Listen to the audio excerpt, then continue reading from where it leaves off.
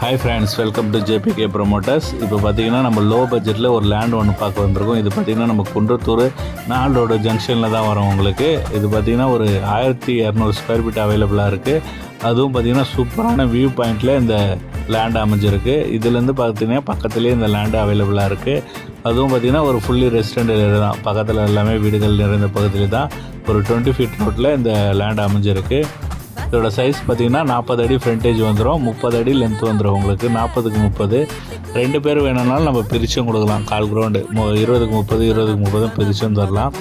நல்ல ஒரு land low பட்ஜெட்டில் வந்திருக்கு. இதோட ப்ரைஸ் பார்த்திங்கன்னா 3700 per ஸ்கொயர் ஃபீட்டு பேசலாம்.